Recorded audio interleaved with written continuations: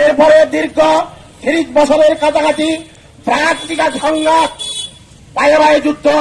কারণ পাহাড়ি বাঙালি আমরা সবাই এক দেশের সন্তান, এক দেশের ভাই।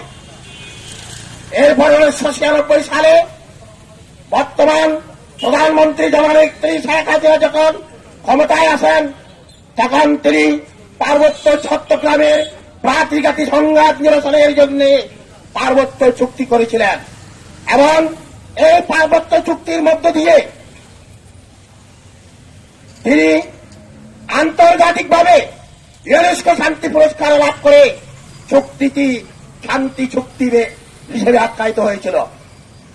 অত্যন্ত দুঃখের বিষয়, এই যে পার্বত্য চুক্তি আজকে আমাদের ১৯০০ সালের শাসনবিধি যদি রহিত করা হয়, বাতিল করা হয়, তাহলে পার্বত্য চুক্তির অন্তঃসার শূন্য। তার মানে অঘোষিতভাবে পার্বত্য চুক্তি বিলুপ্তির পথে। তার কারণ সুনীল সহ যারা এখানে উপস্থিত আছেন আপনারা সবাই জানেন, খ খ গ ঘ ৪ খণ্ডে পার্বত্য চুক্তি সম্পাদিত হয়েছিল। খ খণ্ড প্রস্তাবনা আকারে লিপিবদ্ধ করা হলেও আপনারা খেয়াল করে দেখবেন, খ গ এবং ঘ খণ্ডে অন্তত আমাদের এই যে টার্কেলশিপ বলি, রাজা বলি, রাজাদের খোদা, রাজাদের দায়িত্ব বারবার ওখানে লিপিবদ্ধ করা হয়েছে ৩টা খণ্ডে। এবং ভূমি কমিশন গঠনের প্রাক্কালে প্রথমে অবসরপ্রাপ্ত বিচারপতির কথার পরে আমাদের শিবদের কথা লেখা আছে। এবং পার্বত্য এই যে মন্ত্রণালয়ের যে উপদেষ্টা কমিটি, এই উপদেষ্টা কমিটিতে আমাদের চাকমা, ওমাং এবং বং সার্কেলের শিবদের কথা এবং দায়িত্বের কথা লেখা আছে। আবার অপরদিকে গা খণ্ডে হ্যাকম্যানদের ব্যাপারে, সৎমানি বা হ্যাকম্যানদের ব্যাপারে বেশ কয়েকবার তাদের দায়িত্ব এবং তাদের কথা উল্লেখ আছে। কাজেই সম্মানিত বন্ধুগণ, সমবেত সংগ্রামী জনতা, আপনারা চিন্তা করে দেখুন,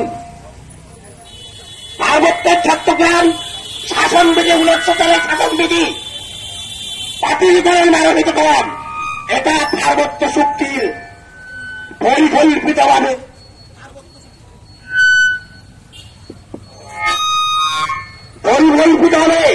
পার্বত্য চট্টগ্রাম চুক্তিকে বাতিল করা হচ্ছে কিনা। আমি মনে করি কিছু ষড়যন্ত্রকারী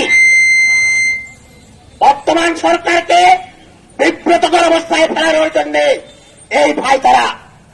আমি পার্বত্য এলাকার একজন সচেতন ব্যক্তি হিসাবে মাননীয় প্রধানমন্ত্রীর সমীপে সবিনয়ে অনুরোধ করব, ষড়যন্ত্রের ফাঁদে পা দিয়ে ১৯০০ সালের শাসনবিধি অক্ষত রেখে ২রা ডিসেম্বর ১৯৯৭ সালের পার্বত্য চুক্তিকে যথাযথ সম্মান প্রদর্শন করে এর বাস্তবতা, এর বাস্তবায়নের মুখ যাতে সুগম হয়, সেই পদক্ষেপ আপনি গ্রহণ করুন। দীর্ঘ বক্তব্য দীর্ঘায়িত করছি না।